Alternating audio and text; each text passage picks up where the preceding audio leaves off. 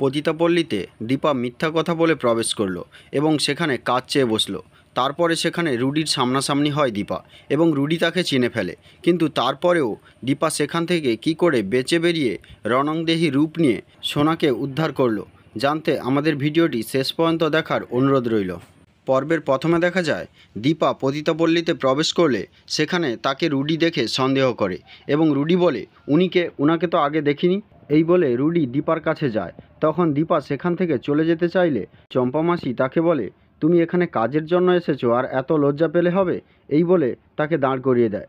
এরপর রুডি গিয়ে চিনতে পারে। তারপর রুডি বলে, আপনি এখানে এসেছেন? তখন চম্পা মাসি রুডিকে বলে, তুমি ওনাকে চেনো? তখন রুডি বলে, হ্যাঁ, ওনাকে আমি হাড়ে হাড়ে চিনি। উনি যদি এখানে থাকে আমাদের সবাইকে বাঁচতে দেবে না। ওনাকে কোনোভাবেই এর বাইরে যেতে দেওয়া যাবে না। তারপর দীপাকে বলে, তুমি তো তোমার ইচ্ছায় এখানে চলে এসেছো, কিন্তু বেরোবে আমাদের ইচ্ছায়। তোমার কি হাল করি এখানে দেখো।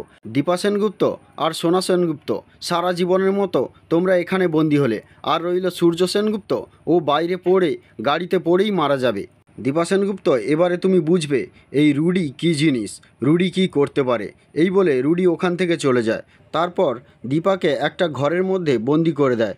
তারপর দীপা ঘরে বন্দি থাকা অবস্থায় একজন মেয়েকে তার অবস্থার কথা খুলে বলে এবং তার কাছ থেকে বাঁচার জন্য সাহায্য চায় এবং তাকে বোঝায় তার মেয়ে সোনাকে কিভাবে রুডি কিডন্যাপ করে এখানে নিয়ে এসেছে। তখন ওই মেয়েটা একটু নরম মনের ছিল, তাই সে দীপাকে সাহায্য করে এবং দীপা সেখান থেকে বেরিয়ে রণংদেহী রূপ নিয়ে সোনা এবং রূপাকে উদ্ধার করে। তো বন্ধুরা, আজকের পর্ব এই পর্যন্ত। আবার দেখা হবে পরবর্তী পর্বে। ততক্ষণে সুস্থ থাকুন, ভালো থাকুন। ভালো লাগলে একটি লাইক দিয়ে সাথে থাকুন।